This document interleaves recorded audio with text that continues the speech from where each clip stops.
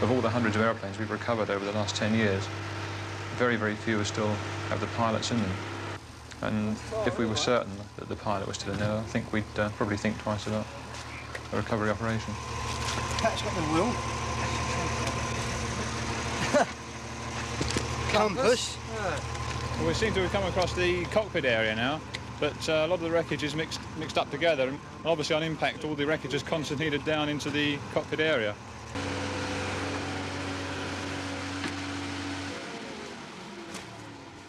Anything that was really recognisable as human remains, isn't it? Those 2 feet. The thing now is to inform the police. It's a very, very rare occurrence that we find an aircraft with the remains of the pilot on board. Most of them bailed out safely.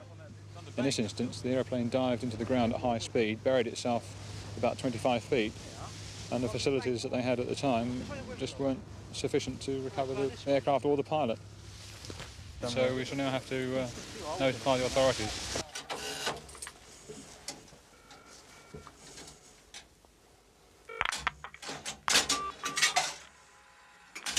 Hello, please? Yes? I'd like to report the finding of some human remains. Remains there in 2 plastic sacks. So, that's our sort of business done now. You've actually recovered the remains from the aircraft? From the aircraft, yeah. But these, when we were filling the site back in again, we come across this, and amongst the rubbish and stuff. What sort of aeroplane was it? I reckon. There's some of the remains of the aircraft, along with the 2 sacks of bits and pieces. It's definitely a hurricane. Yes, it smells a bit as well. That's the remains of him. It's a bit. That's a skeleton, isn't it? Oh, there's bones and bits and pieces. Yeah, probably. It's a bit right. Yeah, okay. Yeah, it's more a mudrite than a... Yeah, smells typical Sheppey soil, doesn't it? You know, yuck. Yeah. If the remains are sorted through and the bits of uniform are sorted through, presumably there's some form of identification there somewhere. We don't relish the thought of sort of kicking it about. We should have to do it. Yeah, we do that.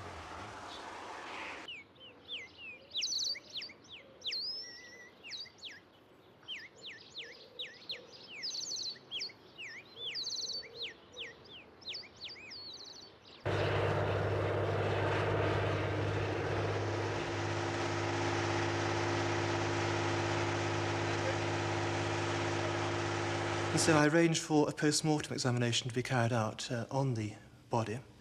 And in addition to the human remains, there were found the identification number of the aircraft and also the pilot's own identification number.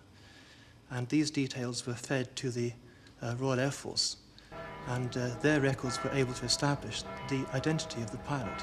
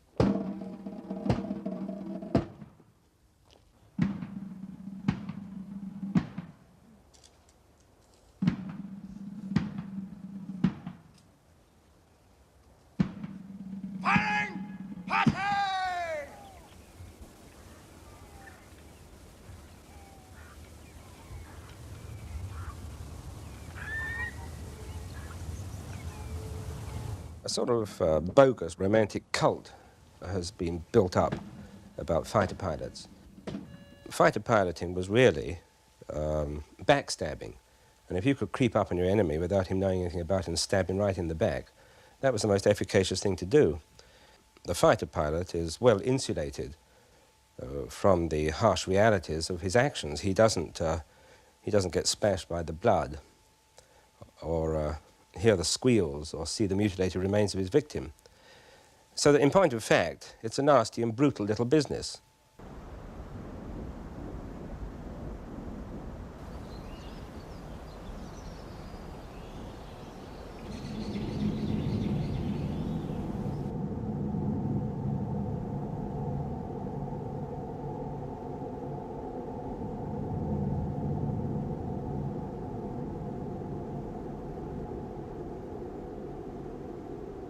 Beresford, he knew. He was talking to me about the terrible things that were going on in the squadron.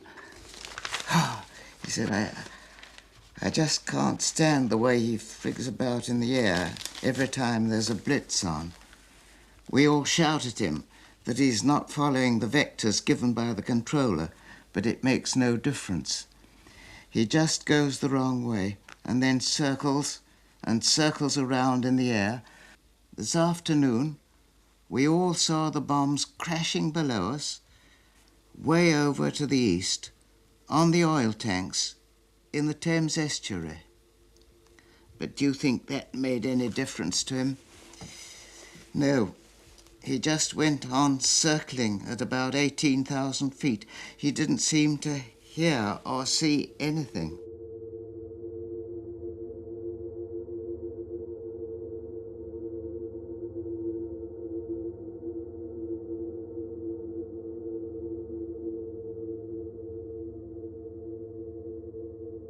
But they all disappeared in the same way, and I don't know how many of them were ever found again. Presumably, like Hugh Beresford, they may have just dug themselves into the ground somewhere. It cost us lives. I don't know how many lives.